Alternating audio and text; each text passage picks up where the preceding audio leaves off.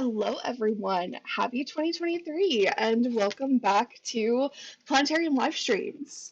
I know we've been gone for, I think it was 2 weeks, but we're excited to be here in the new year with more fun planetarium shows for everyone. So, my name is Jessica. I am the planetarium director, and with me is one of our students who has become a familiar face in our streams, and we love that, but I'll still let him say hi and introduce himself.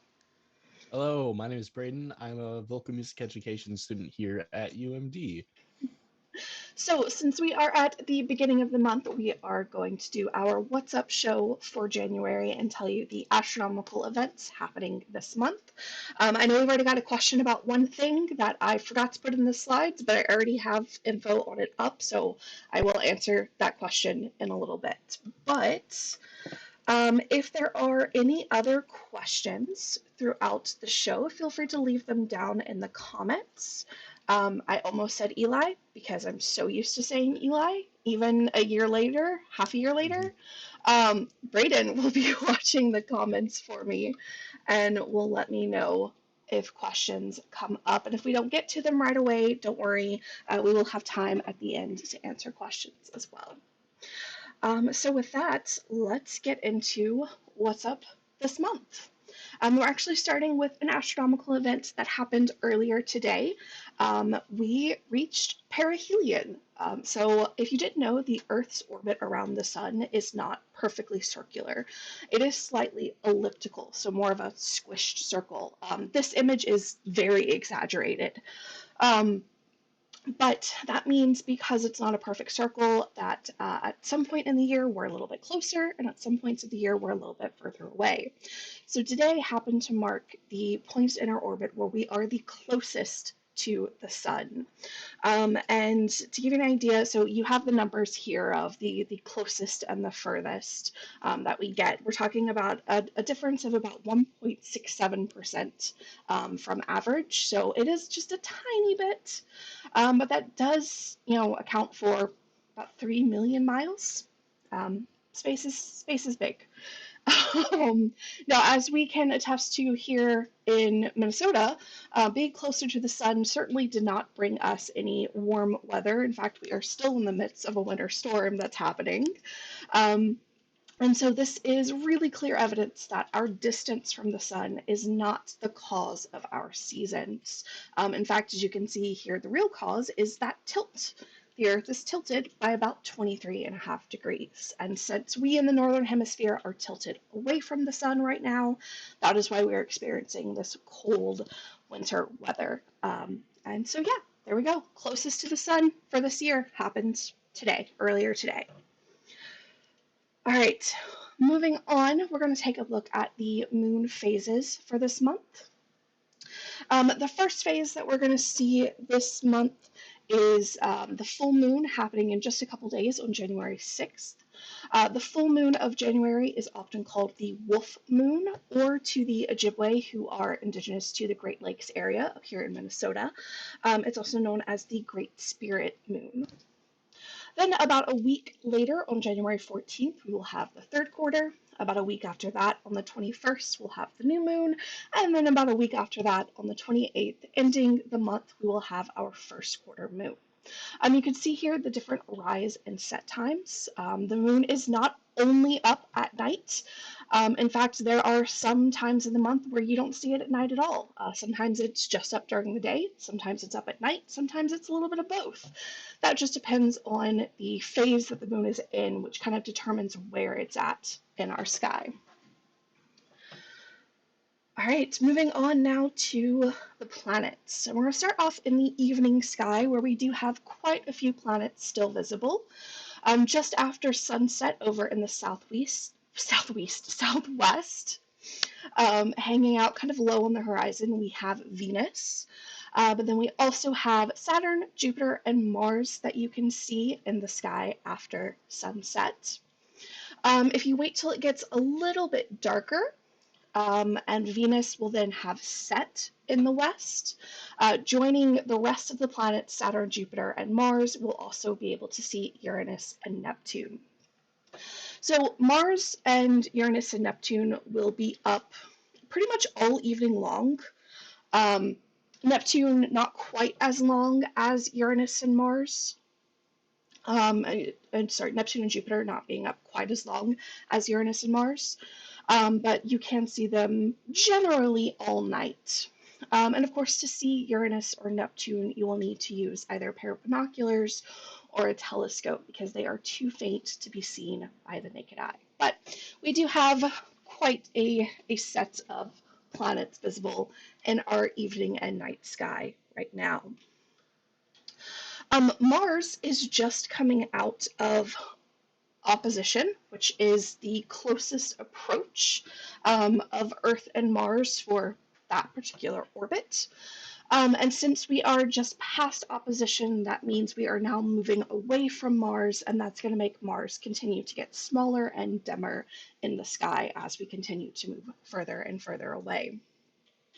Since we have also now passed Mars, that means on the 12th, it will end its retrograde motion.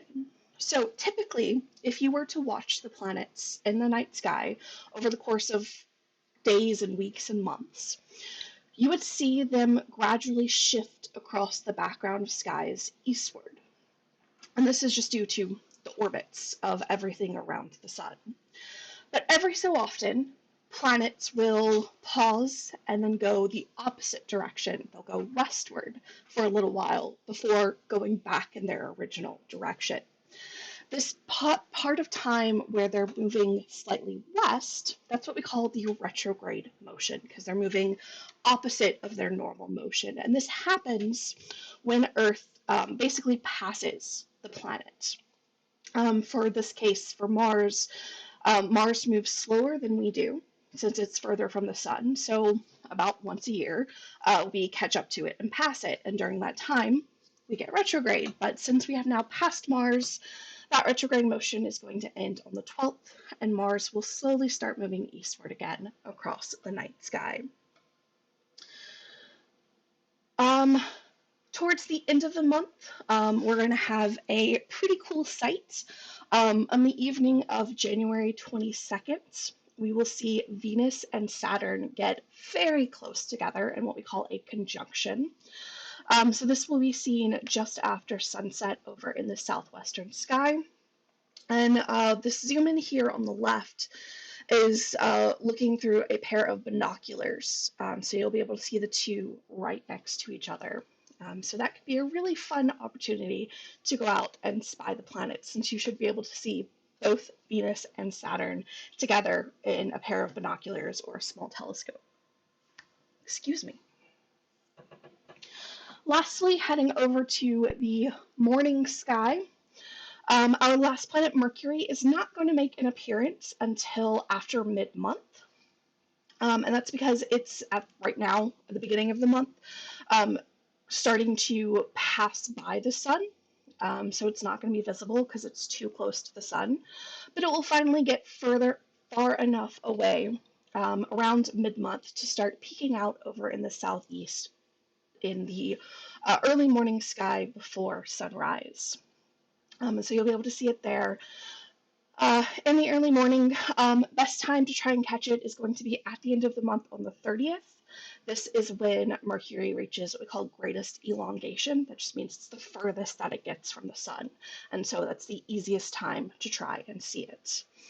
So there you go. We have Mercury in the morning sky in the second half of the month, and then the rest of the planets visible in the evening sky for this month. So lots of fun planet viewing for the month. Next, let's turn our attention to the International Space Station. I apologize, I got a tickle in my throat. One second. I'm a little out of practice after not doing this for 2 weeks. Okay, so the International Space Station is, of course, a space station in orbit around the Earth that astronauts and scientists from around the world spend weeks to months on conducting experiments and just keeping everything running. You can see the International Space Station when it passes over your location, thanks to sunlight reflecting off of these giant solar panels that you see here. Now, Whether or not you can see it really depends on the path that the space station is taking at that particular time. So for us here in Duluth, Minnesota, where the planetarium is located, we have several opportunities this month to see the International Space Station. If you are not in this area, don't worry. If you go to this website right here, heavens-above.com, it's also linked in the video description. You can put in your location and find information just like this for your location to know when the space station will fly over you. So in this, you're going to see the dates, the time, so that will let you pick, a good opportunity for you to go and check it out. You'll also see a brightness rating. Now this is using magnitude, which is a little bit of a backward scale. The smaller the number, the brighter. So if you want a really bright space station flyby to take a look at, you're going to want to look at the smallest brightness, smallest number brightness possible. Once you have a date and time that you think is going to work for you, what you can do is then click on that specific date, and it will bring you to a second page that has a map of the sky with the space station's path marked on it, so you can know exactly where you need to look. It also has the time marked, so you know when it's going to be there, and just more detailed information. So yeah, lots of opportunities there to check out the space station. Now, before I get into our news, let me answer that question about the comet. So we got a question about comet C 2022 E3, which is a possible naked eye comet that's going to be passing by Earth this month and possibly into February as well. We don't have a whole lot of information on it. Right now, it is visible in telescopes and binoculars, but it is not visible to the naked eye yet, and we are not 100% sure if it's going to be. It depends on just how much it brightens as it continues to get closer to the sun, because basically comets are dirty snowballs. And when they get close to the sun, those ices vaporize, and that spews out a lot of gases, and dust and stuff gets carried with it. And that surrounds the comet with this what we call a coma, which is just this cloud of gas and dust surrounding it. And that is really good at reflecting sunlight. And so when you see a comet, you're seeing the sunlight bouncing off of all of the gas and dust that's surrounding it. So we don't know for sure exactly how big that coma is going to get, which means we don't know exactly how bright it's going to be. If it does get bright enough for us to see naked eye, that will happen towards the end of the month. But if you want a chance to try and see it, you can go check out in the morning sky before sunrise over in the northwest. And the best time to try and do it is going to be around January 21st when we have the new moon. So no moon in the sky to try and interfere with your viewing. And if we do find that it is going to become visible to the naked eye, we of course will post information on how you can go out and see that for yourself. So yeah, that is the comet.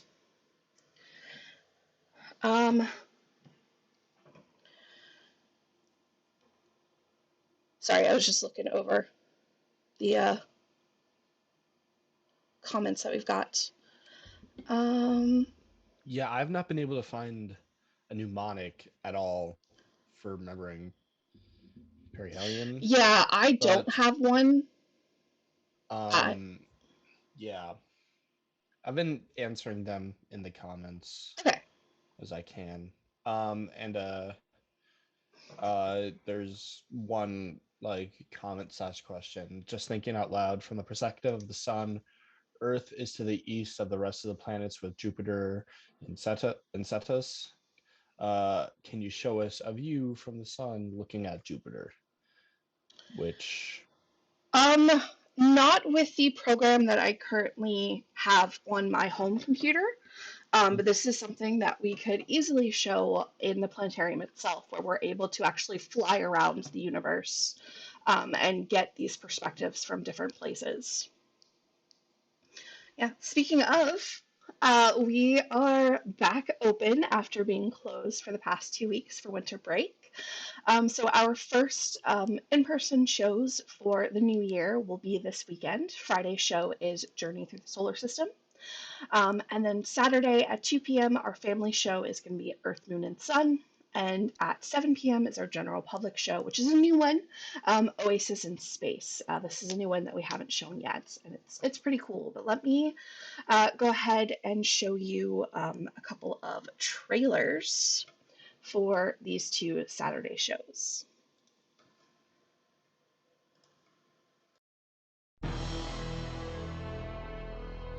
In a world where one planet and one moon are floating in the dark abyss of space, long have they mystified humanity.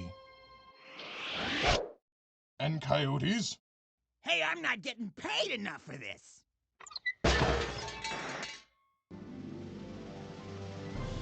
We are fortunate to live in the age of science. We have the tools not only to observe, but also to explore our neighborhood in space. The quest to understand has carried us farther than people could imagine even a few centuries ago. The picture we see is no longer of a flat world, but of an exciting new frontier that begins with Earth, Moon, and Sun.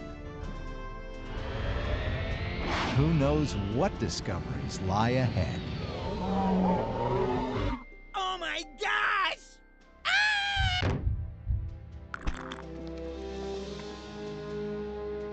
So that is our family show that we will be showing every Saturday at 2 p.m. in January. It's a really great one for families with kids, particularly elementary to middle school kids. It's a great show, fantastic. Coyote is hilarious.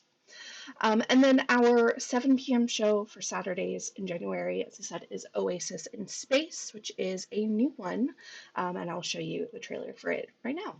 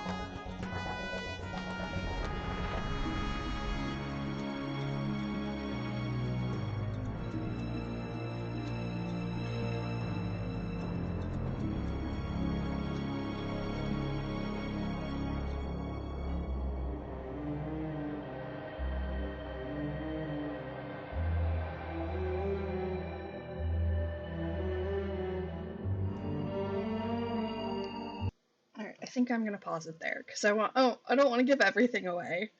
So as you can see, the show is all about searching for water, which is, we believe, an important, necessary ingredient for life to develop. So it takes a look at kind of how Earth became the water world that we are and life developed here, and kind of our search for similar conditions in other places. It's really cool. I actually, Brayden, I don't think you've seen this one yet. No, I have not. This weekend will be my first time. Yeah, it's a good one. There we go. All right, so that is what we've got going. I know I am. Is everyone looking at the small thermal port? Yeah, so that's showing a view underneath one of Jupiter's moons, potentially. I don't want to spoil too much. I will also say I know that trailer is really bad quality. The actual show in the planetarium is much better resolution than that. For some reason, I could not find a better resolution trailer for the show, but it looks better than that in the planetarium, I promise. I feel like I just need to clarify that. Love the idea of the planetarium showing videos in like 240p. Well, I mean, before we did the upgrade to Digistar, like a lot of our stuff wasn't the highest resolution, just because the computers that we had couldn't generate it, couldn't run it. So even, shows that we had in the past before the switch, like showing them again afterwards, they look a lot better because we can actually run them at their correct resolution, which has been really nice. Things just look so good. All right. Well, I think we'll give a couple more minutes for any other questions. I wanted to try and do at the end like a little bit of a highlights of 2022, and I will admit I slightly ran out of time when prepping for the show because I have been in holiday mode for 2 weeks, and I forgot how long these shows can sometimes take to prep. So maybe that's something we'll look at during Ask an Astronomer later this month. Okay. I think that would be fun. I mean, obvious is James Webb, right? That's been such a huge part of 2022. Then we had the Artemis 1 finally launching and being successful, which was huge. I mean, there's been a lot of great stuff. Yeah, it was a pretty good year for astronomy. There's the DART mission a couple Yes. months back. The DART mission was Bennu last year? I think it was. Was it? All these years are blending together. I know. That's the other problem, right? And I mean, with astronomy being such an active field, I mean, there's always something going on, something new happening, new discoveries, which is very exciting. But it also means, like you said, a lot of the stuff kind of blurs together on when it happened. It's like trying to keep up with like new computer parts and stuff, where it's like you kind of get to the point where it's like, yeah, catch it when you can. Oh, but I will put something more together for probably for Ask an Astronomer, which will be in 2 weeks. And then sneak peek happening at the end of this month. Brayden's going to be doing his brand new show that he's been working on, which is all about astronomy in Avatar: The Last Airbender, which I'm so excited for. It'll be a really good time. Yeah, it'll be great. He's been working hard on it. I have been. I feel like I must do a rewatch before we do the show. That's not a bad idea. I'm gonna probably rewatch a little bit myself in the next coming up weeks. Speaking of, did you hear the news? Oh yeah, there's a new show. Yeah. Yeah. In like 2024, they're gonna have a new show with the Earth Avatar. Mm-hmm. Very excited. Yeah. I'm pretty excited. I am Yeah, it'll be late 2025 is when it's saying. 2025. Okay. Yeah, but it's a new animated series. I know. I'm very excited. I'll take it. What I really want is I want a show about older Aang, Katara, and the gang, Yeah. like developing about Republic City. Ooh, we got a comment. Yep. I'm just looking at that now. The Callistan Menace. I have not. Oh, there, bye. I will admit I need to read a lot more Isaac Asimov. I have not read enough. But I will add that.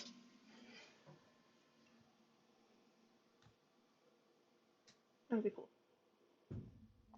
I know I have one, I don't think it's Asimov. I think it's Philip K. Dick.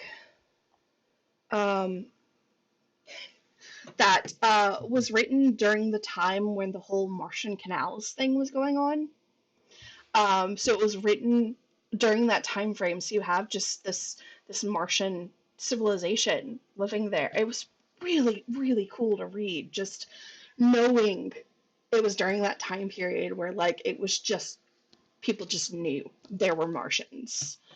And like reading a story that was written during that time period, it was really cool. I'll have to find it. That way I can talk about it later. But that's fine because I remember like I started reading it, and it as I'm reading it, it's talking Martian canals and colonies, and I had to pause and I have to go look at the date that it was written because like I had to check. It's like was this during that? Yep, it was. It was great. All right, well I think we will wrap it up there. It was great to see everyone back. Hopefully, you are looking forward to more of our Wednesday streams and, of course, our in person shows on Fridays and Saturdays. We will continue with the schedule for the foreseeable future. If and when there are going to be any changes, we will let you know. But yeah, happy New Year. Hopefully, everyone had a wonderful holiday and winter break for those, that students and stuff, faculty too. Yeah, so I forgot how to sign off on these shows. Oh my gosh. Thank you, and we'll see you later. Bye, everyone. Bye.